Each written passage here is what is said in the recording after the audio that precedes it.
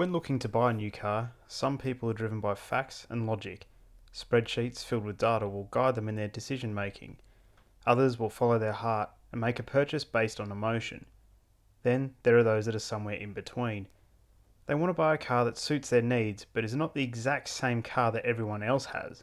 And if you're in the hunt for an executive sedan and you belong to the latter group of people, then the Maserati Ghibli is a car that should be firmly in your crosshairs. Even more so when you consider that the model we're testing today, the Fenice Limited Edition, is one of only 50 in the world. The 2021 Maserati Ghibli Hybrid is the marque's first hybrid sedan, pairing a 2-litre turbocharged 4-cylinder engine with a 48-volt hybrid system to produce 246 kilowatts of power and 450 newton meters of torque. Power is sent to the rear wheels via an 8-speed ZF automatic gearbox, and Maserati claim that it can get you from a standstill to 100 km an hour in just 5.7 seconds. All sounds rather sensible so far. The design of the Ghibli remains full of heart and theatre. The front end is a mix of sharp lines, angry looking headlights, and a trident logo front and centre which caps off an overall aggressive stance. The side profile is a perfect mix of body lines, intricate details and pure class to hide what is essentially just shy of 5 metres worth of bodywork. The rear feels a bit plain in comparison, however it does have extremely well executed taillights and quad exhaust to let those behind you enjoy the view too. 20-inch wheels house 4-pot anodised blue Brembo brake calipers with 345mm rotors up front and single-pot calipers with 330mm rotors at the back, completing the Ghibli's aesthetic. The interior surfaces, switchgear and displays genuinely make you feel as though you have arrived somewhere important. Everywhere you look there's a high-end material or finish.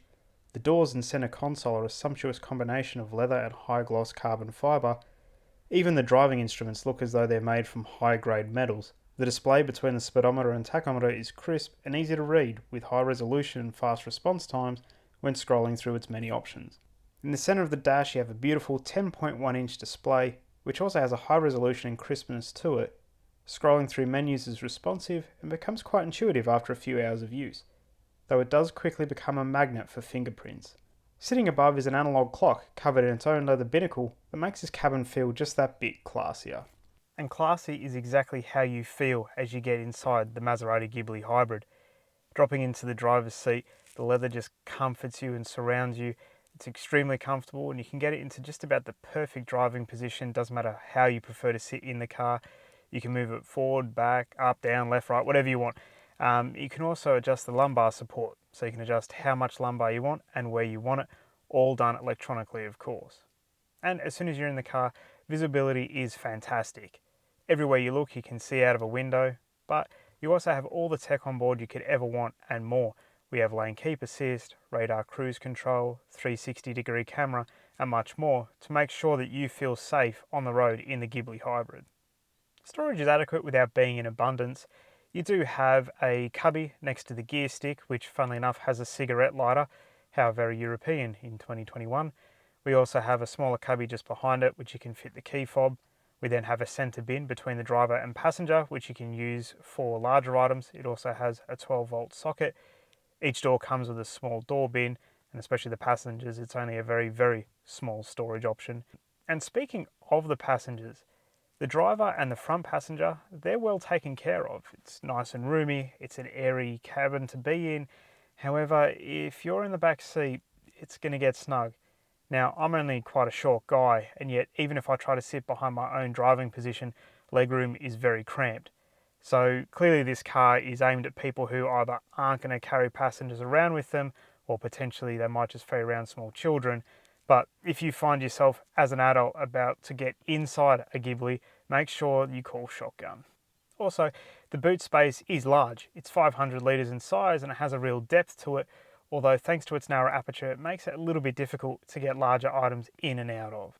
You can also open the boot using the key fob or a button on the roof, all very sophisticated, and of course you don't need to close that yourself. You can just press those buttons again and the boot will self-close.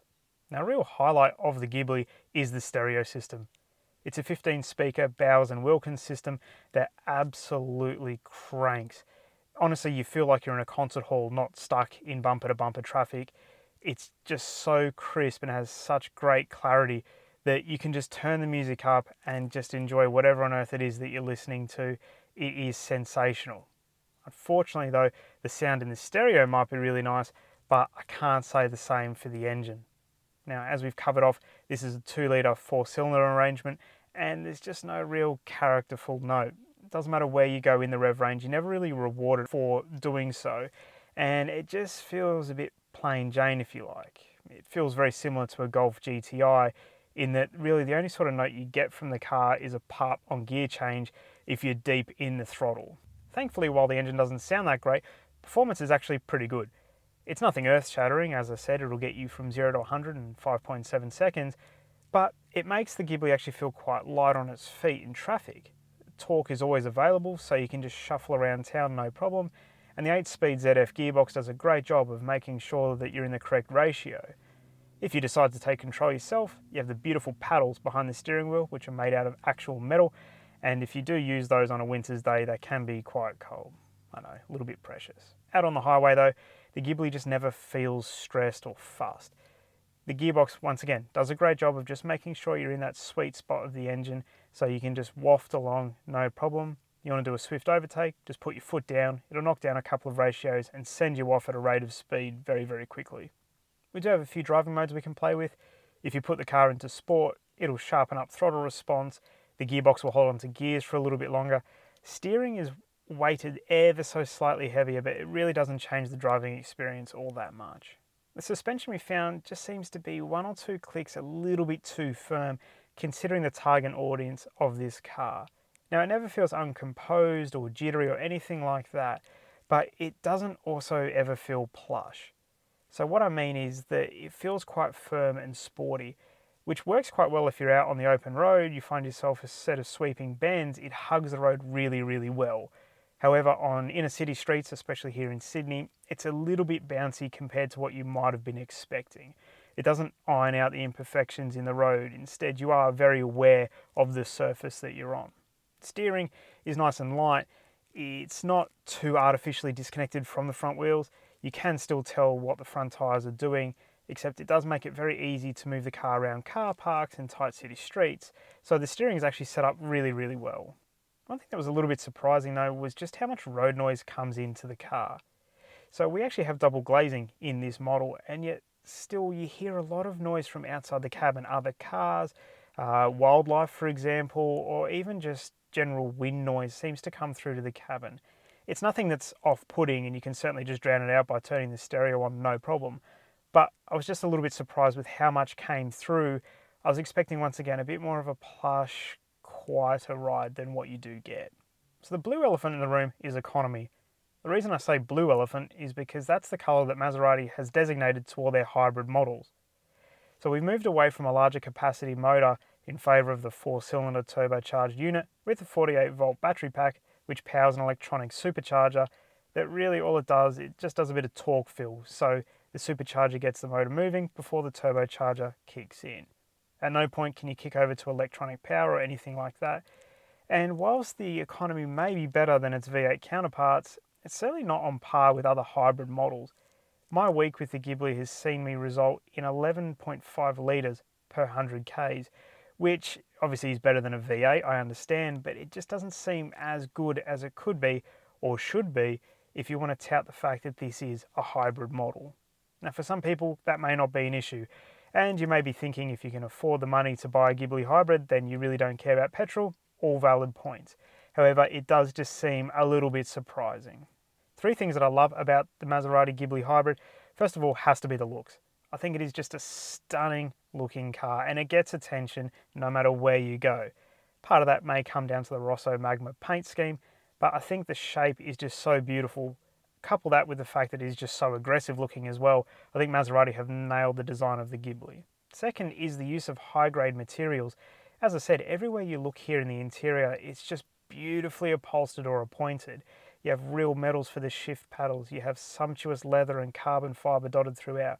You can't help but feel special sitting in this car. And thirdly is the fact that it's just a unique option.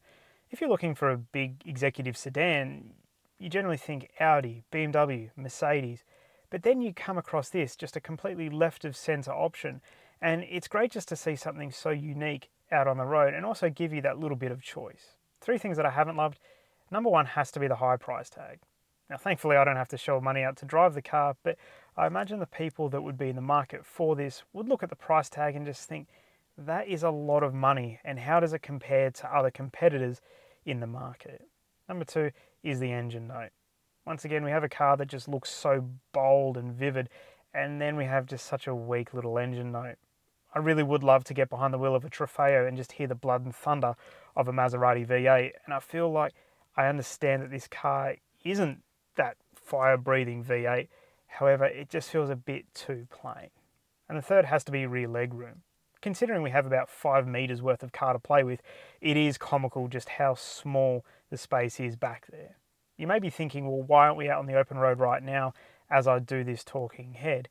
And unfortunately, even though I've had the Ghibli Hybrid for the entire week, thanks to the legends over at Exhaust Notes Australia, just as I went to go and film this talking head, we've all of a sudden been told that we have to stay at home unless it's absolutely essential. Unfortunately, I don't think the police are going to deem that my little YouTube channel is an essential service. So whilst that makes the video a little bit unusual, I really do appreciate the fact that you've hung around for this long. If you've enjoyed it, please give it a thumbs up. As I said, thanks to the guys over at Exhaust Notes Australia, I had the chance to spend a week with the Maserati Ghibli Hybrid. I'll put all their details in the description below. Head over there to check out my written review, as well as tons of other written reviews from Australian motoring journalists. I hope you guys have a wonderful day, and I'll see you in the next video.